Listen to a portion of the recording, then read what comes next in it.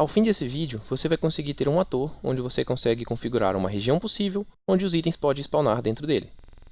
Basicamente, a minha estratégia para a construção desse spawn é criar um volume e nesse volume encontrar o ponto mais alto e utilizar esse ponto mais alto para ser o local de spawn do objeto. Então, primeira coisa, eu vou criar aqui uma pasta blueprints, assim, e vou criar o objeto que a gente vai spawnar. Pode ser qualquer coisa, no caso vai ser só um ator mesmo. Um ator, eu vou chamar ele de item.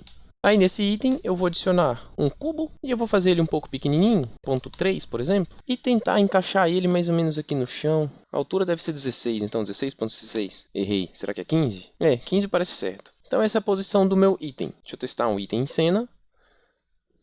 E certo, meu item é isso aqui, é um cubinho em cena. E só para não confundir com esses cubos que já existem, eu vou criar um material, vou chamar de mcubo, só para a gente ter ele de uma cor diferente dos outros cubos. Isso vai entrar no meu base, tudo vermelho, dessa forma. E eu vou botar um pouco de emissive também. Vou dividir isso por 2 e colocar em emissive. Pronto. Aí esse material eu vou aplicar no meu cubo. Beleza, é um cubo vermelho meu item. E agora eu vou também criar o meu spawner. E agora que vem a parte realmente importante. Eu vou criar o meu spawner. Um ator que vai cuidar do spawn de itens. Vai ser mesmo um ator, como eu acabei de falar. Blueprint Class, Actor. Eu vou chamar de Item Spawner. Esse spawner vai precisar de um box. Eu vou utilizar um box collision, dessa forma. Eu vou mudar o extent para 50. Para ter uns valores mais amigáveis. Para ficar um pouco mais fácil de ver, eu vou aumentar um pouco a thickness, talvez botar 3. E vou mudar o nome desse box para Spawn Volume. E agora começa a mágica. Eu vou mudar para o Event Graph, vou deletar tudo isso. E vou criar um evento customizado. Add Custom Event. E eu vou chamar de Spawn Item. E basicamente meu Spawn Item vai ser um Spawn Actor from Class. Essa função aqui. E eu preciso dizer qual é a classe do objeto que vai ser spawnada por esse spawner. Para isso, eu posso montar várias estratégias diferentes, de forma que eu posso aleatoriamente escolher uma classe dentre as várias permitidas. Para esse exemplo, para ficar mais simples, eu não vou criar uma lista de classes possíveis. Vai simplesmente ser uma classe única. Então, vou criar uma variável, eu vou chamar de classe spawnável. E basicamente, eu preciso que isso seja Actor. Eu vou escolher essa escolha aqui de Actor mesmo, esse que cria... Meu Deus! Esse aqui é Actor. E vai ser Class Reference. Vou compilar para aparecer as opções. Tá, deu erro, mas não tem problema. Eu vou ligar esse olhinho para ela virar pública. E então eu posso simplesmente arrastar essa classe spawnável e colocar aqui na minha classe, do meu Spawn Actor. Deixa eu compilar. Tá, continua dando errado por causa do transform, na verdade. Então, basicamente, o que eu tenho até agora? Uma função que spawna, que vai simplesmente chamar o spawn da classe que eu escolhi nesse meu spawner. Eu preciso agora encontrar o local que esse meu ator vai spawnar. Para fazer isso, eu vou criar uma função dentro do meu spawner. Então, vou clicar aqui, mais function, e eu vou chamar ela de get spawn location. No caso não, get spawn transform. E aqui em outputs eu vou criar apenas um output que vai ser do tipo transform. E eu vou dar o nome de spawn transform. E agora, o que a gente vai precisar fazer é utilizar esse nosso spawn volume para encontrar uma área válida dentro desse volume. Eu vou puxar uma referência desse meu volume, eu vou encontrar o local dele no mundo. Get world location. Além disso, eu posso usar o tamanho desse volume também no mundo. Eu preciso desse tamanho. Eu preciso encontrar o box... Essa função, getScaledBoxExtent. Dessa forma, eu tenho os tamanhos x, y, z dessa caixa e também tenho o centro da caixa. Agora a gente precisa começar a pensar um pouco em 3D realmente. Deixa eu dar um split nesses pinos para a gente conseguir ver os componentes x, y, z de cada vetor. Lembrando que aqui é um local e aqui é um tamanho. Basicamente, eu quero que ele me encontre um ponto possível dentro dessa caixa. Eu vou começar com os eixos no plano x, y. Encontrar primeiro uma área no chão que eu vou spawnar. Depois, por último, eu encontro a altura correta onde esse spawn deve acontecer. Basicamente, eu quero que o meu x seja um valor aleatório entre o meu centro mais ou menos o meu tamanho. Eu vou utilizar a função randomFloat em range, esse aqui. Eu vou dizer que o meu máximo é o meu valor central menos o meu extent em x e o meu valor central mais também o meu extent em x. Por enquanto, a gente está pensando apenas em um eixo. Eu tenho o valor central, que é x. Vamos supor que o meu x seja 5. E vamos supor que o meu extent seja 2. Então, estou fazendo 5 menos 2. Isso vai me dar 3. Então, eu estou fazendo, na verdade, um random float de 3. E aqui eu tenho 5 mais 2 vai dar 7. Eu estou fazendo um random float entre 3 e 7. É exatamente isso que a gente quer. Eu vou encontrar um valor aleatório entre 3 e 7 no eixo x. E agora eu vou fazer a mesma coisa para o y. Não sei quais vão ser o valor do y, mas eu vou fazer a mesma conta. Eu vou pegar o y menos o tamanho e y mais o tamanho também de y, colocar isso no mínimo e máximo. Pronto, dessa forma eu vou encontrar um ponto aleatório no eixo x e y, apenas, não estou me preocupando com z ainda, de um local possível, aleatório, spawnável, dentro desse volume, para um ator qualquer que eu quiser. Por enquanto eu vou deixar dessa forma. Eu vou dar um split aqui, nesse meu transform, e só o location que me interessa. Eu vou dar split no location, dar um pouco mais de espaço. Esse aqui é o meu x aleatório, esse é meu y aleatório, e eu vou inventar um z de 10, ficar um pouco mais fácil de ver talvez, e vou compilar exatamente dessa forma. No caso, não compilou porque ainda tem um erro aqui. Eu vou utilizar a função getSpawnTransform que a gente acabou de criar, e ops, esqueci de um detalhe, getSpawnTransform, aqui eu preciso escolher puro. Esse pure aqui vai fazer a função ficar pura, ou seja, não tem mais o pino de execução nela. Eu posso simplesmente ligar aqui direto. E agora eu consigo compilar. Então, sempre que essa função spawnItem for chamada, eu vou encontrar um local aleatório, só x e y por enquanto, não está me retornando um z muito bem calculado, da classe spawnável, que por enquanto é none, ou seja, vai dar erro isso aqui quando for chamado. E para a gente testar, ficar mais fácil, eu vou escolher esse evento como callingEditor,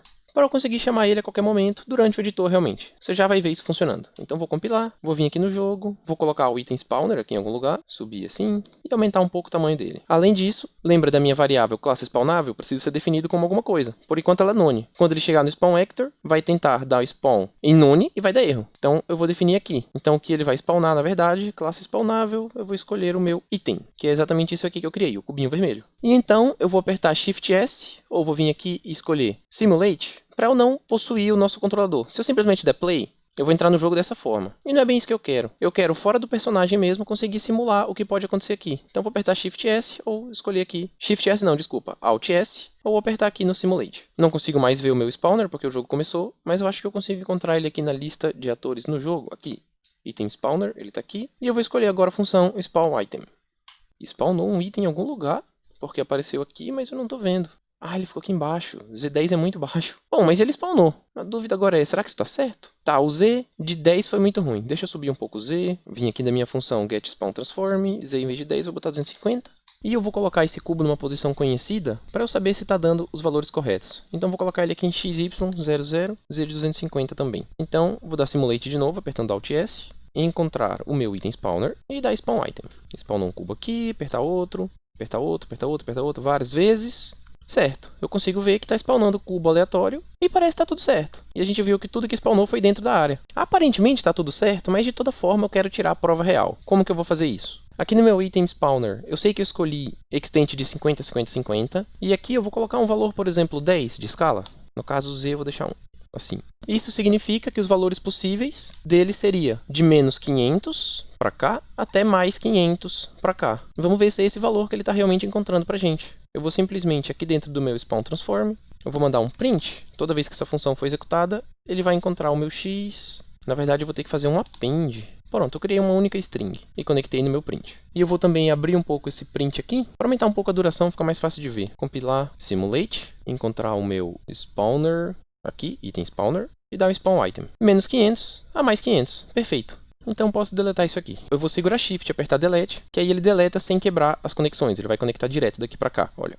Assim, pronto, tá perfeito. E agora a única coisa que falta é eu encontrar um valor de Z válido. E para isso, na verdade, eu vou utilizar uma outra estratégia. Eu vou vir aqui na minha função de pegar o SpawnTransform, e após eu ter encontrado o local certo, eu preciso depois fazer um lineTrace para eu encontrar o Z correto. Eu vou utilizar essa função chamada lineTraceByChannel, que ele é basicamente uma linha que vai fazer uma busca de um ponto a outro que eu escolher, o meu ponto de início e o meu ponto de fim, e ele vai encontrar colisões da maneira que eu escolher. Tem vários canais de colisões que eu posso escolher, mas esse de visibilidade já serve, e ele vai me retornar uma colisão possível. Eu posso tanto dar break aqui, para encontrar o que está dentro desse meu hit, dessa forma, tem tudo isso de coisas dentro de um hit, tudo isso dentro de um hit só. Ou eu posso botão direito e split. Eu consigo também abrir tudo que está dentro do hit. Normal, igual uma struct qualquer. E o line trace que eu quero fazer é exatamente nesse x e y que eu calculei, do ponto mais alto possível, dentro desse volume, até o ponto mais baixo possível. Encontrar o ponto mais alto e mais baixo possível não é difícil, a gente sabe. Pego o ponto médio, subtraio do meu tamanho em z, esse aqui é o ponto mais alto, certo? Não, esse é o ponto mais baixo. Esse é o ponto mais baixo, o z é de baixo para cima. E eu pego o z e somo com o meu tamanho em z, esse é o ponto mais alto. As blueprints têm uma peculiaridade, quando você usa funções puras, que ele às vezes tende a fazer essas funções mais de uma vez. E dessa forma que ele está configurado, eu acredito que isso vai ser executado várias vezes mesmo para uma única solicitação, por conta dessas funções puras. Para a gente otimizar a nossa execução, é bom a gente vir aqui em variáveis locais, que é a variável que vai estar unicamente nessa função. Vou criar, por exemplo, aqui uma variável, vai ser um float, e eu vou chamar de x escolhido. Vou compilar. Quando eu venho no Event Graph, essa variável x escolhido não existe. Essa variável x escolhido existe somente dentro dessa função. Ela é uma variável local nessa função, getSpawnTransform. É muito bom esse hábito de criar funções e ter variáveis locais dentro da função, porque você mantém a sua blueprint limpa. Aqui eu não vou ter aquele bando de variáveis, x escolhido, y escolhido, z escolhido, eu quero criar todas essas. E não, essas variáveis vão estar dentro da função. Elas vão existir enquanto a função existe. Quando a função acabar, aquelas variáveis vão ser limpadas de memória. É uma boa prática de performance para você manter nos seus projetos. Então aqui eu tenho x escolhido, vou criar também um y escolhido. E eu vou criar também o meu z mínimo, z máximo e z escolhido. E agora vamos definir, certo? O meu x escolhido é esse aqui, joga ele para cá, deixa eu dar um tempo disso aqui, separa isso aqui, depois eu trago ele de volta. Fica aqui em cima, sem atrapalhar. Esse é o meu x escolhido, eu vou colocar também o meu y escolhido aqui. Aí eu quero também o meu z mínimo, o meu z máximo. Ao contrário, esse aqui é meu z máximo e o de baixo é o z mínimo, certo? Então, z máximo, z mínimo, tudo sendo definido, bonitinho. E, na verdade, eu acho que eu quero alguns vetores também. Eu vou escolher aqui, por exemplo, ponto inicial, que eu vou chamar de vector, certo? Vai ser uma variável do tipo vector. E também ponto final. E agora eu vou utilizar esses valores aqui que a gente já tem para criar as variáveis ponto inicial e final. Vai ser assim, o meu ponto inicial, ele é simplesmente o quê? Ele é o meu x escolhido, no x, cadê? Não foi? Não foi. Deixa eu compilar. Agora vai? Não vai. X escolhido, joga no chão então, get. Meu y escolhido no chão, get. E o meu z máximo, que vai ser meu ponto inicial. Tudo isso eu conecto aqui. Pronto, esse é meu ponto inicial. Agora eu quero também o meu ponto final. Joga no chão, set, split. E a mesma coisa. x, y escolhido. Dessa forma, só o z que na verdade não é o máximo. Eu quero agora o mínimo, porque vai ser o meu ponto final. Então eu tenho meu ponto inicial definido, meu ponto final também. E agora eu estou pronto para fazer o meu line trace. Line trace da onde? Já calculei. Do meu ponto inicial até o meu ponto final. Liga e liga. E aí agora está quase pronto. Com esse line trace sendo feito, eu vou estar buscando por um ponto válido, por um ponto de colisão, colisão com visibilidade, ou seja, ele vai buscar algum objeto visível, uma parede visível, vindo em um ponto inicial final, ou seja, uma linha de cima para baixo, e eu quero utilizar o local de colisão. Eu posso utilizar das variáveis de saída do meu hit, eu consigo utilizar esse hit location ou hit impact point. Nesse caso, os dois valores vão ser iguais. Eu vou utilizar o hit location mesmo. Eu vou trazer de volta aquele retorno que eu deixei lá atrás, aqui, e agora eu quero recombinar esse meu location. Eu vou botar o botão direito, recombinar struct pin. Ele voltou a ser um transform dessa forma, e eu vou ligar diretamente o meu hit location no meu location. Só um adendo aqui para quem ainda não entende direito as structs. Basicamente, structs são várias variáveis dentro de uma só. Isso aqui é um vetor. Um vetor é uma struct de 3 floats. Ele é discriminado dessa forma, eu consigo ver os 3 floats. Por exemplo, se eu quisesse ligar a minha normal aqui, meu impact normal, na minha escala, eu posso fazer dessa forma. Eu tenho 3 pinos em um só. Ou eu poderia, por exemplo, dar split aqui, nesse, split no normal, e conectar um de cada vez. Isso dá exatamente na mesma. Isso aqui, esses 3 pinos verdes, é equivalente a um pino amarelo. Isso que é uma struct, são várias variáveis em uma só. E foi isso que eu fiz. Eu recombinei isso aqui, onde era 3 verdinhos, virou um amarelo só, liguei direto. Dentro da minha location eu tenho XYZ, e aqui estava o XYZ separado, eu reuni, conectei tudo. Isso aqui no caso a gente não precisa, foi só para demonstrar. Deixa eu tirar, devolvi como estava. Então isso é para dar certo. Ele vai encontrar um X aleatório, vai encontrar um Y aleatório, então eu vou encontrar o meu Z máximo e o meu Z mínimo. Com esses valores calculados, eu vou encontrar o ponto máximo inicial, o ponto mínimo, no caso aqui o ponto final, e aí eu tenho ponto inicial e final. Vou estar fazendo um trace de cima para baixo, buscando o canal visibilidade, não ignora nada, e no caso eu vou ligar aqui um debug persistent, só para a gente ver o que está acontecendo, depois eu tiro esse debug. E aí a location do meu hit vai ser o local válido, aonde esse line trace colidir de cima para baixo vai ser o local que a gente quer que o nosso item seja spawnado. Tudo parece correto. Vou compilar, vou vir no jogo fazer a mesma estratégia, porém eu quero agora outro lugar válido. Eu vou colocar, por exemplo, aqui, onde tem essa plataforma. Eu vou aumentar um pouco a escala em Z também, vou colocar 5, que aí dessa forma eu tenho o cubo um pouco acima aqui dessa plataforma também. Na verdade eu vou subir ele um pouco, vai, joga um pouco para cima.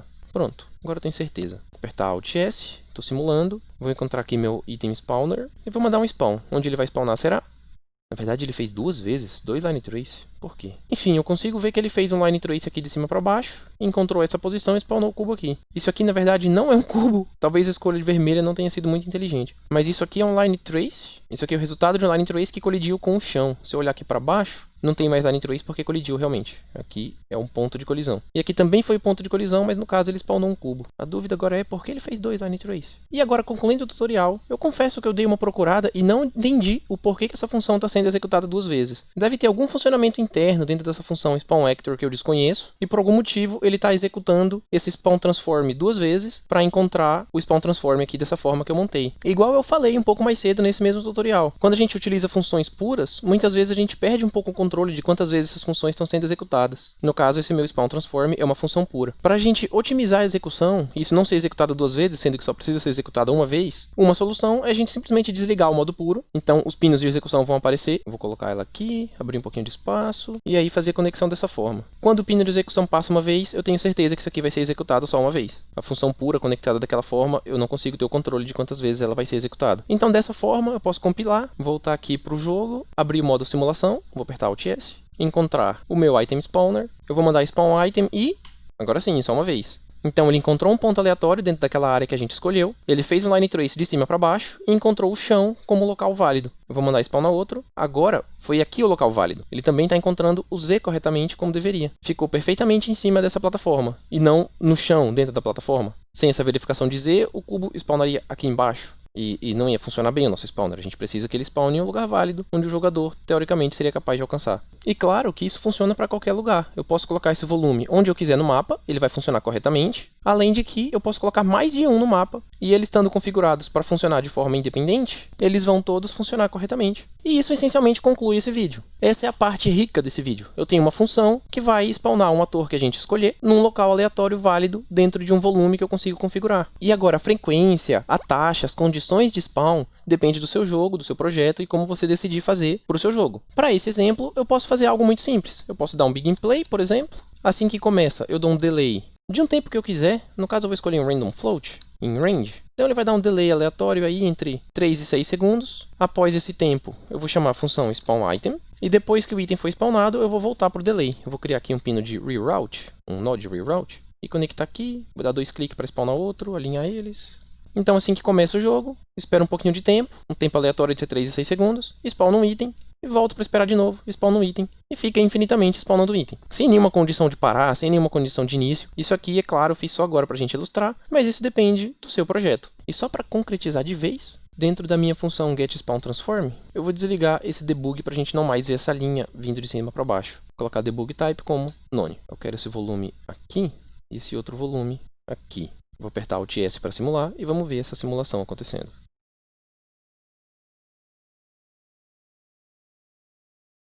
Vários segundos se passaram, vários cubos foram spawnados, exatamente da forma como a gente previu, dentro da área que eu configurei. E esse vídeo termina por aqui. Muito obrigado. E realmente muito obrigado por assistir esse vídeo até aqui. Se você assistiu o vídeo completo, com certeza porque você gostou desse vídeo. Então, por favor, não deixe de clicar em gostei, que isso ajuda muito. Isso é muito significativo para mim e vai ajudar muito no crescimento do canal também. E se você ainda não for inscrito, se inscreva também, porque muitos vídeos interessantes para desenvolvedores de jogos vão sair aqui ainda nesse canal. Muito obrigado!